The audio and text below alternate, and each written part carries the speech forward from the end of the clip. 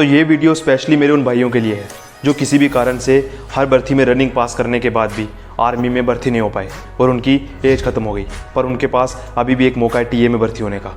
पर आप सबको पता ही है कि आर्मी की भर्ती के मुकाबले टीए की जो रनिंग होती है वो बहुत ज़्यादा मुश्किल होती है।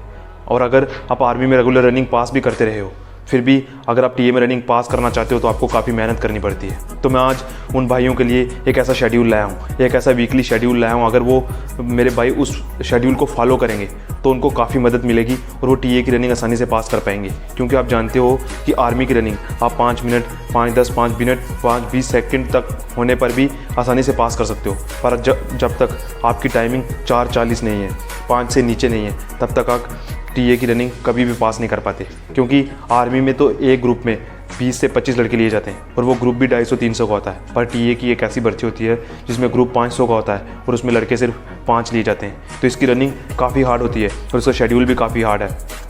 पर अगर आप 3 महीने तक रेगुलर इस शेड्यूल को फॉलो करोगे तो मेरा भरोसा है कि आपकी टीए की रनिंग आसानी से पास हो जाएगी।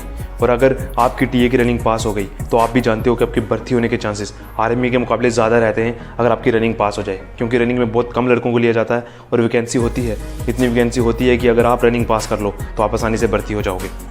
तो इस वीडियो को बिल्कुल भी मिस मत करना जिन लड़कों की आर्मी की एज निकल चुकी है और वो टीए में भर्ती होने चाहते हैं। तो मैं आपको वीकली शेड्यूल बताऊंगा डे वाइज।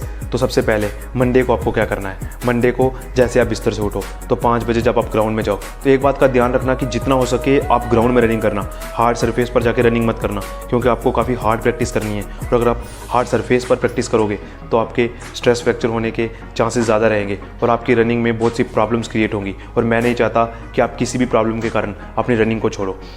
तो आप जितना हो सके ग्राउंड में रनिंग करने की सोचना। और अगर आपके पास वेट हो, जो वेट टांगों में लगा के रनिंग करते हैं पाँव पे बांध के, अगर वो वेट हो तो और भी फ़ायदा है क्योंकि आपको काफ़ी ज़ोर से मेहनत करनी है।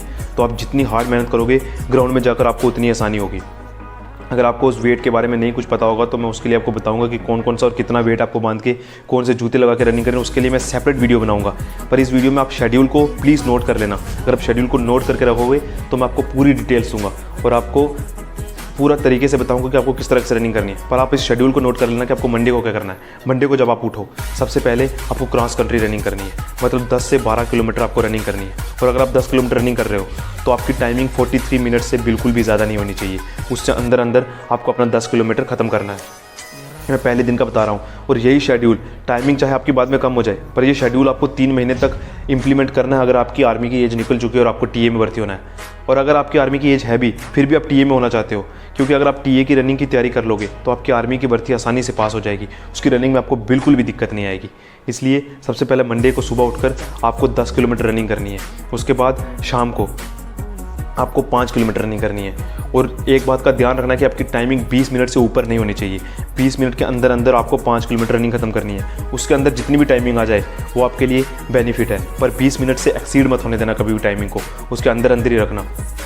और आपको ओवरऑल एक्सरसाइजेस तो करनी ही है। ये सब सुबह और शाम जब आप 10 किलोमीटर सुबह और 5 किलोमीटर शाम को करके आओगे तो उसके बाद आपको ओवरऑल एक्सरसाइज जितनी भी एक्सरसाइज हैं वो सारी की सारी करनी है। स्ट्रेचिंग एक्सरसाइज जितनी भी मैंने पहले वीडियो में मेंशन कर रखी हैं वो सब एक्सरसाइज आपको करनी है। उनसे आपको बहुत फ़ायदा मिलेगा कि जब आप दूसरे दिन रनिंग करोगे। क्योंकि आप रनिंग करके सिर्फ घर चले जाओगे तो दूसरे दिन आप उठ नहीं पाओगे। इसलिए उन एक्सरसाइजेस पर पूरा ध्यान देना। और फिर ट्यूसडे को आपको सुबह उठकर 3 किलोमीटर रनिंग करनी है। ट्यूसडे को जब आप ग्राउंड में आओ सुबह आपको 3 किलोमीटर रनिंग करनी है और उसके बाद आपको 200-200 मीटर के 8 रैप मारने हैं। 8 रैप मारने 200-200 मीटर के। एक बात का ध्यान रखना कि सुबह आप जितनी भी मेहनत करोगे आपको उसका ज़्यादा बेनिफिट मिलता है। आपकी बॉडी भी ज़्यादा कमज़ोर नहीं होती एज़ कम्पेयर टू शाम को। इसलिए शाम को मैं इतना हार्ड नहीं बताऊंगा, पर सुबह आपको पूरा जोर लगाना है। और 3 किलोमीटर की टाइमिंग आपकी 10 मिनट से ज़्यादा नहीं जानी चाहिए। और जो 200 मीटर का आप रैप मारोगे उसकी टाइमिंग भी 25 सेकंड से ऊपर मत जाने जाना एक रैप की। क्योंकि आप पहले थक चुके हो इसलिए मैं 25 सेकंड दे रहा हूँ। उससे कम जितना भी लाओगे वो आपके लिए फ़ायदे की बात है। और फिर शाम को आपको उसी तरह से 5 किलोमीटर रनिंग करनी है। और अगर आपके पास वेट होंगे तो पाँव में बांध लेना। उसको बांध के अगर 5 किलोमीटर रनिंग करोगे तो आप एक बात हमेशा याद रखना कि अगर आपका पेट मजबूत है, आपकी टांगें मजबूत हैं तो आपकी रनिंग काफ़ी हद तक आसान हो जाएगी। फिर आपको आपकी सांस पर ही ठीक करना है कि आपकी सांस ना फूले। उसके लिए मैंने आपको तरीके बताएं कि आपकी सांस कैसे नहीं फूलेगी, आपको क्या क्या चीज़ें करनी है। इस रनिंग को करने से पहले सुबह एक बार आप एक्सरसाइज कर लेना ताकि आपका शरीर गर्म हो जाए, उसके बाद आप रनिंग करना शुरू करना। और उसके बाद रनिंग ख़त्म होने के बाद आप फिर से एक्सरसाइज करना, ताकि जो आपकी बॉडी ने जितना भी पेन झेला है वो अगर आप एक्सरसाइज करोगे तो वो सारा रिलीव हो जाता है। तो इन बातों पर खास ध्यान देना। फिर वेडनेसडे को जब आप ग्राउंड में आओ तो आपको 400 मीटर के 5 स्प्रिंट मारने हैं, 400 मीटर के 5 स्प्रिंट। लेकिन ये सिर्फ ग्राउंड में पहुंचते ही तुम 400 मीटर के 5 स्प्रिंट मार के चले मत जाना। पहले तुम्हें फुल एक्सरसाइज करनी है। ये करने के बाद 400 मीटर के 5 स्प्रिंट मारने के बाद फिर तुम्हें पूरी एक्सरसाइज करनी है, क्योंकि ये टीए की तैयारी है, आसानी से तुम पास नहीं कर पाओगे। इसलिए तुम अपना पूरा 100% देना। जितना मैं बता रहा हूँ इसको करने के बाद अगर तुम्हारे अंदर जोश है तुम एक्स्ट्रा भी कर सकते हो, पर जो चीज़ें मैं बताऊँगा इनको पहले करना। अगर आप इतना भी कर लोगे तो आपकी रनिंग आसानी से पास हो जाएगी। और फिर जब शाम को आप आओ, बुधवार को शाम को आपको फिर 5 किलोमीटर रनिंग करनी है और उसके बाद आपको पूरी स्ट्रेचिंग एक्सरसाइजेस करनी है। मैं शाम का इसलिए आपको ढीला बता रहा हूँ क्योंकि गर्मी का मौसम है, और अगर आप 5 किलोमीटर से ज़्यादा रनिंग करोगे तो आपकी बॉडी सूख जाएगी और आपको चेस्ट से और किसी चीज़ में भी छांटा जा सकता है। इसलिए आपको अपनी बॉडी को भी बचाना और रनिंग भी करनी है। ये हो गया बुधवार तक का शेड्यूल। उसके बाद बारी आती है वीरवार की। वीरवार को आपको 2 किलोमीटर रनिंग करनी है सुबह के टाइम। 2 किलोमीटर रनिंग करके उसके बाद जैसे आपकी रनिंग खत्म हो जाए उसके बाद आपको 200 मीटर के 5 स्प्रिंट मारने हैं। और टाइमिंग का जो मैंने पहले ही बताया, टाइमिंग का खास ध्यान रखना। टाइमिंग बिल्कुल भी ज़्यादा नहीं जानी चाहिए। टाइमिंग को जितना कम करोगे उतना आपको फ़ायदा मिलेगा। आपको रनिंग का पता चलता रहेगा कि आपकी रनिंग कैसे चल रही है। और फिर वीरवार को आपको शाम को 5 किलोमीटर रनिंग करनी है। 5 किलोमीटर रनिंग करनी है, उसकी टाइमिंग भी 20 मिनट के अंदर रखना।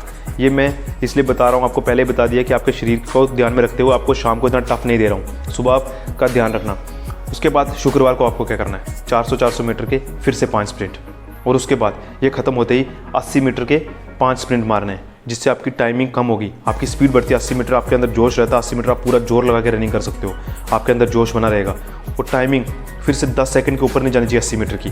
10 सेकंड से अंदर आपको 80 मीटर ख़त्म करना है। और फिर शाम को, इस बार शाम को आपको 3 किलोमीटर रनिंग करनी है। और अब आप 3 किलोमीटर जो रनिंग करोगे उसमें अपनी स्पीड को थोड़ा बढ़ाए रखना और 10 मिनट के अंदर उसको ख़त्म करना। ये होगा शुक्रवार को। शनिवार को आपको क्या करना है, 5 किलोमीटर रनिंग करनी है सुबह के टाइम। सुबह के टाइम शनिवार को 5 किलोमीटर रनिंग करनी है। और फिर शाम को सुबह के टाइम ही 5 किलोमीटर रनिंग करने के बाद 100 मीटर के 10 स्प्रिंट मारने हैं तुम्हें। 100 मीटर के 10 स्प्रिंट शनिवार को 5 किलोमीटर रनिंग करने के बाद।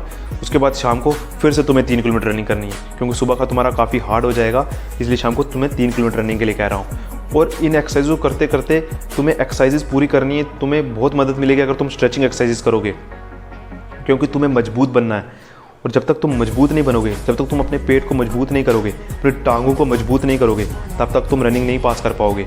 और टीए की रनिंग बहुत ज़्यादा मुश्किल होती है, इस बात का मैं गवाह हूँ कि बहुत ज़्यादा मुश्किल होती है। मैं भी जब भर्ती में गया तो मैं भी फेल हुआ था, चाहे मैं रस्ते पे पहुँचा था। लेकिन कभी काउंट मत करना कि तुम रस्ते पे पहुँचे हो या पीछे थे। जो फेल है वो फेल है। और फिर बारी आती है संडे की। और संडे को सुबह आपको 1600 मीटर रनिंग करनी है टाइमिंग के साथ। फिर टाइमिंग को नोट करना है कि तुम्हारी टाइमिंग क्या आ रही है, तुम कहाँ पर बिलोंग कर रहे हो। अगर तुम टाइमिंग नोट करके करोगे तो तुम्हें हर वीक पता चलेगा कि तुम्हारी टाइमिंग इंप्रूव हो रही है या नहीं। और खान पान का खास ध्यान रखना, तेल की मालिश करना मत भूलना, नहीं तो तुम्हारी टांगों में दर्द होगा।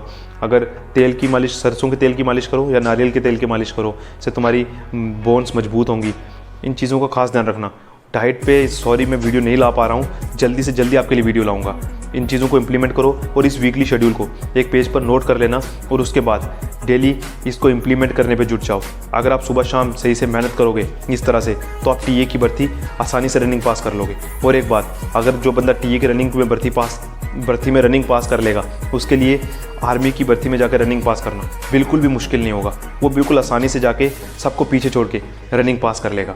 इसलिए तुम इस शेड्यूल को मेंटेन करो और फिर देखो कि तुम्हें रनिंग में कौन पीछे छोड़ता है। तुम्हें कोई भी पीछे नहीं छोड़ पाएगा। और जो वो वेट और शूज़ के बारे में बोला है उसके लिए मैं जल्दी आपको बताऊंगा, आपको ज़्यादा इंतज़ार नहीं करवाऊंगा। वीडियो अच्छा लगा हो तो अपने दोस्तों से शेयर करना, और अगर चैनल पर नए हो तो चैनल को सब्सक्राइब करके बेल आइकन को प्रेस कर देना, ताकि जब कभी भी मैं आर्मी मोटिवेशनल या आर्मी से रिलेटेड कोई भी वीडियो पोस्ट करूँ वो सबसे पहले आप लोगों तक पहुँच जाए और आपको उससे ढेर सारा फ़ायदा मिल जाए। तब तक जय हिंद, जय भारत।